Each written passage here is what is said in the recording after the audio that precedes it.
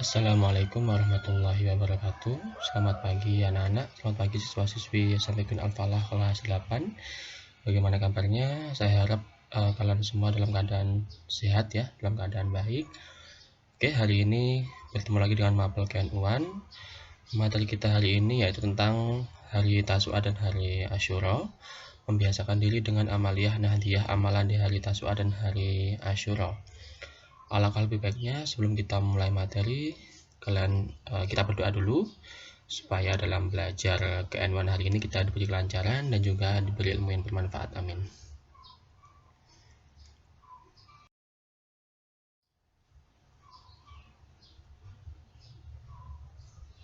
Materi kita hari ini akan kita bagi menjadi dua bagian. Yang pertama keutamaan hari Tasu'a dan hari Asyura.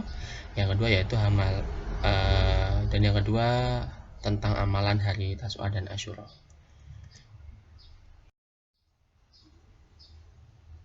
Oke, yang pertama tentang keutamaan Tasu'a dan Asyura.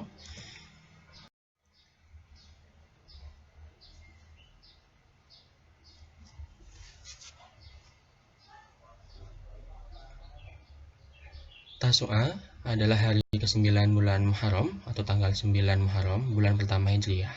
Sedangkan Asyura adalah hari ke-10 bulan Muharram. Sebagian ulama mengatakan istilah Asyura berkaitan dengan peristiwa yang dialami 10 nabi.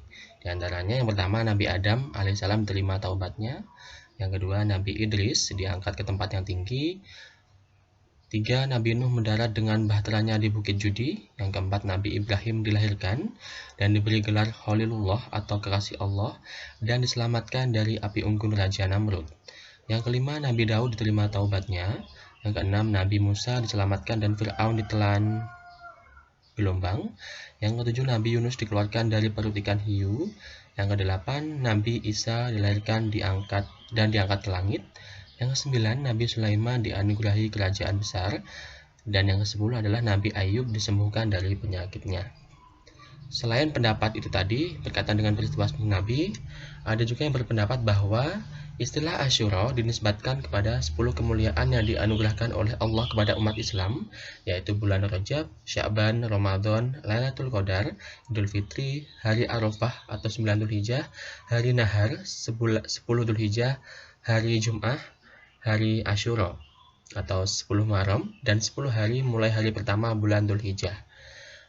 Pada 10 waktu tersebut Allah Subhanahu wa taala menganugerahkan kemuliaan kepada umat Islam guna melebur dosa dan membersihkan kesalahannya. Jadi untuk istilah hari Tasu'a ataupun hari Asyura itu ada beberapa pendapat di kalangan para ulama. Jadi dari beberapa perbedaan pendapat tadi, warga Nahdlatul Ulama memilih pendapat bahwa hari Asyura adalah hari ke-10 bulan Muharram. Menurut penuturan Imam Ghazali, pada bulan Muharram dalam tahun yang berbeda terjadi beberapa peristiwa yang penting, seperti penciptaan Arash, Lauhil Mahfud, kolam, surga, langit, bumi, gunung, laut, matahari, bulan, dan bintang.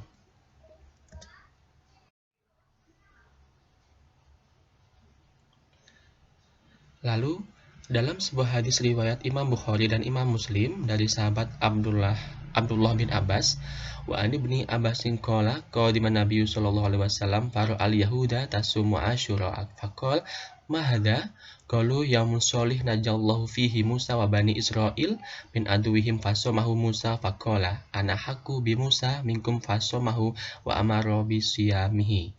Artinya, Nabi Shallallahu Alaihi Wasallam datang di Madinah, lalu beliau melihat orang-orang Yahudi berpuasa Asyura.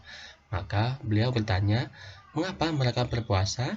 Mereka menjawab, satu hari yang baik Allah melepaskan Musa pada hari itu dan Bani Israel dari musuh mereka. Lalu Musa berpuasa pada hari itu atau hari Asyura. Maka Nabi bersabda, saya lebih berhak terhadap Musa daripada kamu. Maka Nabi berpuasa dan menyuruh para sahabat turut berpuasa.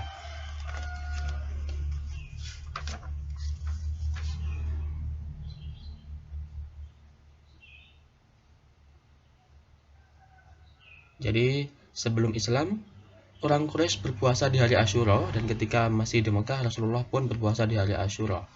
Orang Yahudi dan orang Nasrani juga menjadikan Asyura sebagai hari raya dengan melakukan puasa.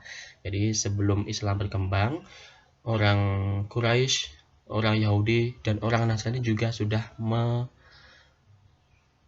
mengistimewakan hari Asyura ini dengan berpuasa. Tapi mungkin puasanya mereka puasanya orang Quraisy, Yahudi, dan Nasrani jelas berbeda mungkin ya dengan puasanya orang Islam.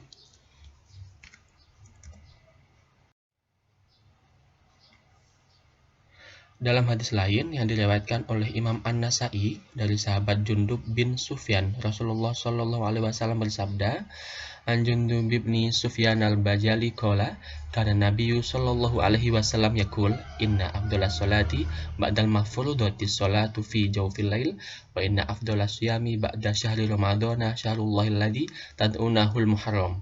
Artinya, salat yang paling utama sesudah salat fardu adalah salat pada tengah malam, dan puasa yang paling utama sesudah puasa Ramadan adalah puasa di bulan Allah yang kamu namai dengan bulan Muharram.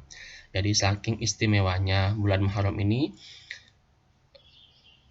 jadi di saat kita puasa di bulan Muharram itu memang keutamaannya bagus ya. Jadi puasa yang paling utama setelah puasa Ramadan itu adalah puasa bulan Muharram. Jadi bila kita puasa di bulan Muharram itu pahalanya sangat banyak sekali.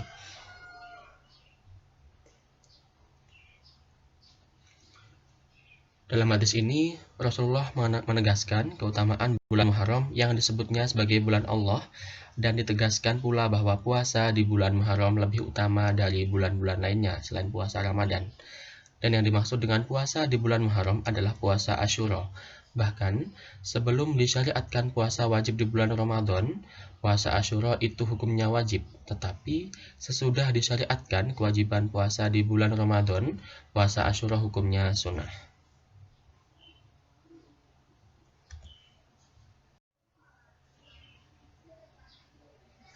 Oke, lanjut bagian kedua, amalan hari Tasu'a dan Asyura.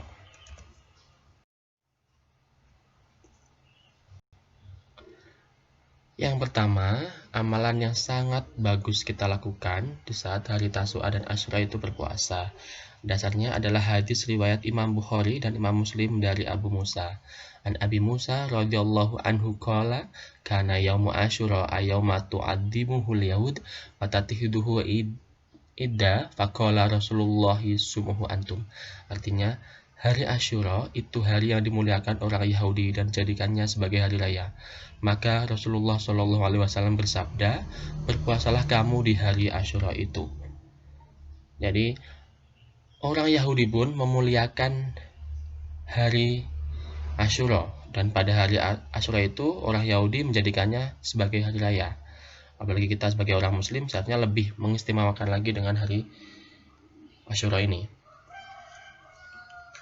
Ketika ditanyakan kepada Rasulullah mengenai keutamaan puasa Asyura, beliau menjawab, yakfarus sanah madiyah, puasa Asyura itu menutup dosa setahun yang lalu. Maka jelaslah bahwa puasa Asyura dapat menjadi kafarat atau pelebur dosa kecil, dan jika tidak ada dosa kecil maka diringankan dosa besar. Dan apabila tidak ada dosa besar, maka ditinggikan derajatnya. Saya yakin kalian yang terutama yang sudah di pondok dianjurkan puasa ya, baik puasa Tasu'a maupun puasa Asyura di bulan Muharram ini. Dan kemuliaannya sangat bagus sekali atau keutamaannya. Jadi siapapun yang melakukan puasa Asyura atau puasa di tanggal 10 bulan Muharram Hijriah itu bisa menutup dosa setahun yang lalu. Jadi menghapus dosa-dosa kecil setahun yang lalu yang sudah kalian lakukan. Itu kalau dosa kecil ya. Jadi kalau dosa kecil terhapus dengan berpuasa Asyura. Untuk dosa besar diringankan, tidak menghapus semuanya tapi diringankan. Dan tidak ada, kalau kalian tidak punya dosa kecil maupun dosa besar, maka kalian akan ditinggikan derajatnya di mata Allah Subhanahu wa taala atau di hadapan Allah. Memang ketika Rasulullah Shallallahu Alaihi Wasallam menganjurkan para sahabat agar berpuasa di hari Asyura, para sahabat bertanya, ya Rasulullah, Asyura itu adalah hari yang dimuliakan oleh orang-orang Yahudi dan Nasrani. Maka Rasulullah Shallallahu Alaihi Wasallam bersabda,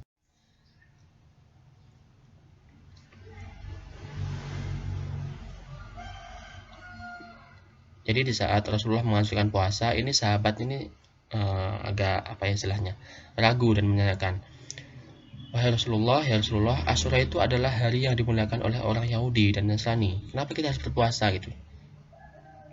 Mungkin maksudnya seperti itu. Itu kan orang harinya yang diistimewakan orang Nasrani dan Yahudi, kenapa kita harus ikut mereka gitu. Akhirnya Rasulullah bersabda, "Faidza kanal amul muqbil insyaallah sumnal yaumat tasya."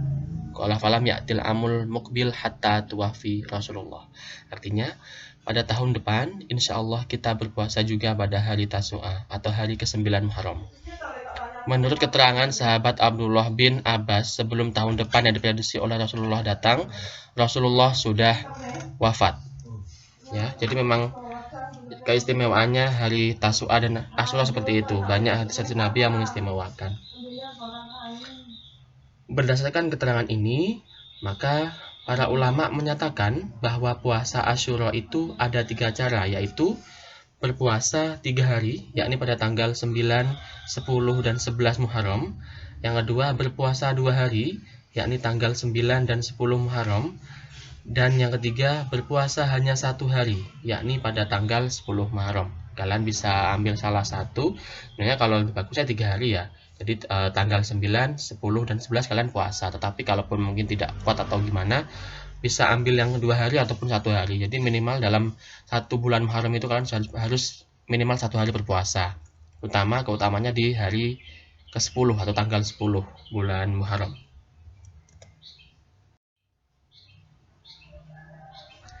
Yang kedua, amalan di hari Tasu'a dan Asyura, yang kedua itu banyak bersedekah.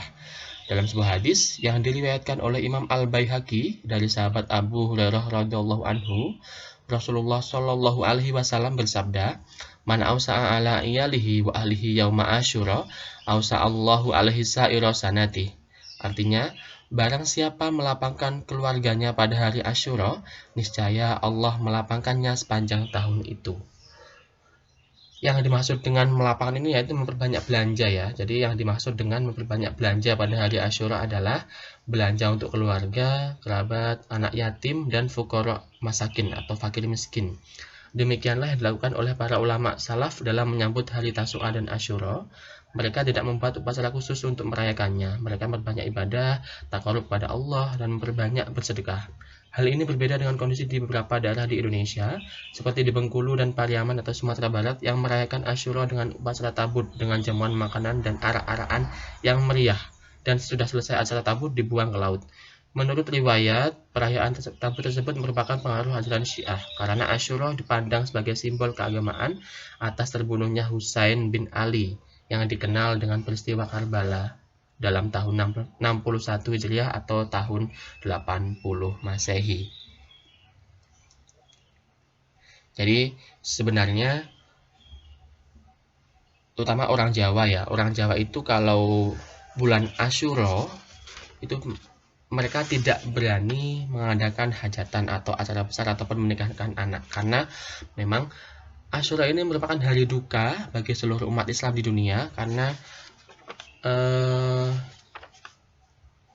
cucu Nabi yaitu Sayyidina Husain bin Ali dan juga Hasan juga itu terbunuh dalam peristiwa Karbala ini. Jadi memang hari duka bagi seluruh umat Islam di seluruh dunia. Karena hari duka, orang Jawa di saat bulan Asyura itu tidak berani melakukan atau mengadakan hajatan atau acara besar atau acara pernikahan atau pokoknya acara yang besar itu tidak berani mengadakan acara itu di bulan Asyura karena menghormati bulan duka ini, ya.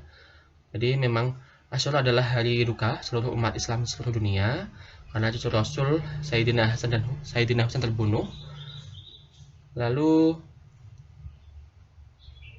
karena bulan duka, orang Jawa tidak berani mantu kalau istilah bahasa Jawanya, tidak berani mengadakan acara hajatan atau acara besar gitu.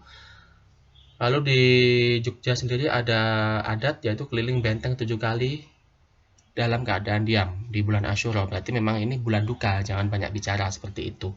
Lalu di Solo ada juga kegiatan mengelilingi benteng, nanti dapat kotoran kebo kalau tidak salah. Ini maksudnya adalah ini bulan duka, jangan bersolek, jangan berhias diri. Ini kita bulan duka, bulan sedih seperti itu. Ini memang peninggalan para wali, ini ajaran Islam yang paling awal. Tetapi di luaran sana yang apa ya istilahnya, yang belum paham dengan sejarah itu mengatakan ini bid'ah, ini apa sih dan lain sebagainya. Jadi mereka menganggap bahwa orang Jawa itu percaya tahayul. Kalau bulan Asyura tidak mantu, tidak mengadakan acara itu, mereka berpikiran orang Jawa itu percaya kalau di bulan Asyura Ratu Nyi Roro Kidul itu mantu atau mengadakan acara, makanya tidak berani mengadakan acara atau mantu. Gitu. Jadi memang bukan karena itu, ini memang peninggalan para wali dulu, ajaran awal. Memang orang Jawa itu tidak berani mantu atau tidak berani mengadakan hajatan di bulan Asyura karena memang menghormati ini bulan duka seluruh umat Islam seluruh dunia, karena di bulan Asyura memang cucu Nabi Muhammad yaitu Sayyidina Hasan dan Husain itu terbunuh. Makanya tidak berani mengadakan acara untuk menghormati itu. Jadi kalau kalian mendengar orang yang berbilang, oh berarti orang Jawa itu istilahnya musyrik atau tahayul karena percaya kalau bulan Asyura itu apa tadi, Nyi Roro Kidul mantu. Tidak seperti itu sebenarnya. Memang menghormati kesedihannya umat Islam di bulan Asyura karena tadi terbunuh cucu Nabi. Ya itu. Lalu amalan yang paling baik atau amalan baik di hari Tasyrik dan Asyura itu yang ketiga adalah berzikir kepada Allah. Amalan warga NU pada setiap tanggal 10 Muharram sesudah sholat subuh mengadakan dzikir dan doa bersama. Dzikir yang dibaca adalah Hasbunallah wa ni'mal wakil, ni'mal maula wa ni'man nasir sebanyak 70 kali. Syekh Al-Ajhauri berkata, barang siapa yang membaca doa tersebut, insya Allah dipanjangkan umurnya oleh Allah Subhanahu wa Ta'ala. Setelah membaca dzikir tadi, dilanjutkan dengan membaca doa ini. Subhanallahi mil al-mizan wa muntahal ilmi wa mablughal wa mablaghur ridha wa zanatal arsy la malja'a wa la manja minallahi illa ilaihi subhanallahi adada syafi wal wasli wa adada kalimatillahi tamati kulliha as'aluka salamata bi rahmatika ya arhamar rahimin wala haula wala quwata illa billahil aliyyil azim wa huwa hasbi wa ni'mal wakil ni'mal maula wa ni'man nasir wa sallallahu ala sayyidina wa nabiyyina Muhammadin khairi khalqihi wa ala alihi wa sahbihi ajmain. Artinya, Maha Suci Allah menemani berat timbangan amal baik, sejauh pandangan ilmu, sepenuh keridhaannya dan seindah arsy. Tiada yang melindungi dan menyelamatkan kecuali Allah. Maha Suci Allah sebanyak bilangan genap dan ganjil, dan sebanyak bilangan kalimat-kalimat Allah secara keseluruhan. Aku memohon keselamatan dengan nikmat karunia-Mu, wahai Zat yang Maha Pengasih, tiada kekuatan dan daya upaya melainkan dengan pertolongan Allah yang Maha Tinggi dan Maha Agung. Dialah yang mencukupiku dan sebaik-baik pelindung, sebaik-baik pengurus dan penolong. Sholawat dari Allah mudah-mudahan tetaplah kepada junjungan kami dan Nabi kami Muhammad Sallallahu Alaihi Wasallam, sebaik-baik makhluknya, dan tetapkanlah sholawat kepada keluarga dan para sahabatnya semua. Jadi ada beberapa amalan tadi dalam bulan di hari Tasyrik maupun Asyura. Kalian sebagai warga NU tentu harus melaksanakan dan melestarikan amalan-amalan NU tadi yang baik tadi, terutama di bulan Muharram, di hari Tasyrik maupun Asyura. Sebenarnya ada banyak ya amalan-amalan di hari Tasyrik maupun Asyura, tapi memang di buku cuma jelaskan 3. Sebenarnya banyak sekali di luaran sana amalan yang bagus, khususnya amalan yang dimiliki oleh warga Nahdlatul Ulama.